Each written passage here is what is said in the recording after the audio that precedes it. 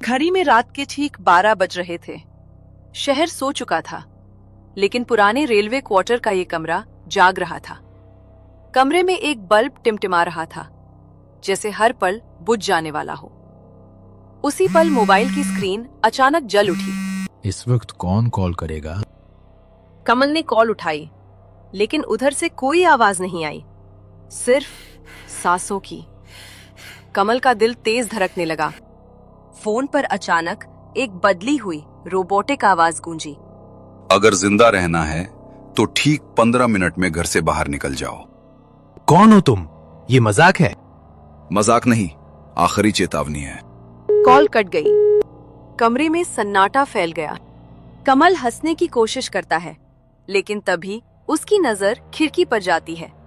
बाहर सड़क के उस पार एक काली कार खड़ी थी। हेडलाइट्स बंद थी, लेकिन अंदर कोई बैठा था।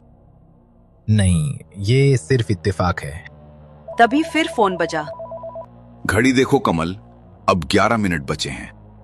कमल चौंक गया। उसने उसका नाम कैसे जाना? तुम मुझे जानते हो?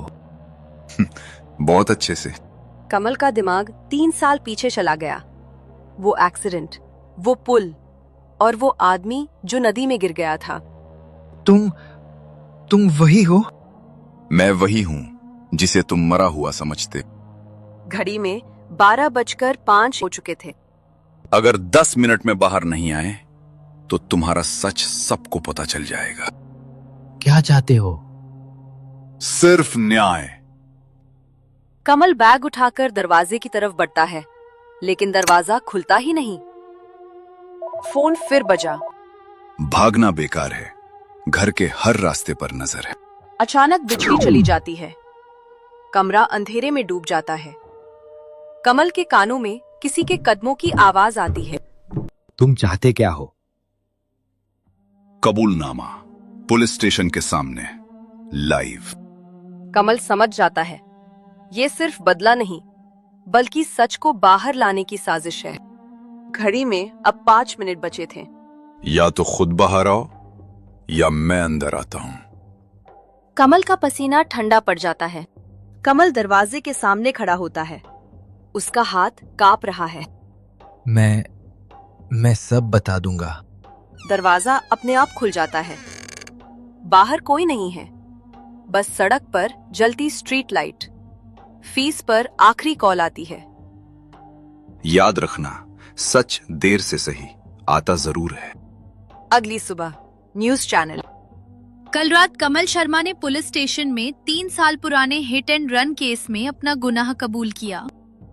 कैमरा जेल की एक कोठरी में जाता है। वहीं दूसरी तरफ एक आदमी फोन बंद करता है। खेल खत्म। लेकिन कहानी यही खत्म नहीं होती।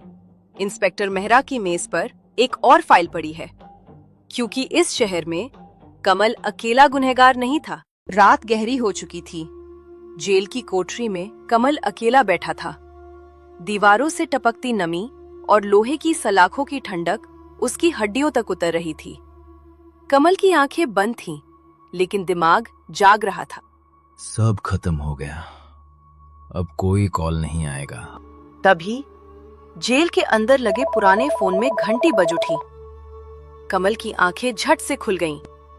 कमल समझ चुका था, उसका अपराध खत्म हुआ था, लेकिन उसका डर अभी शुरू हुआ था।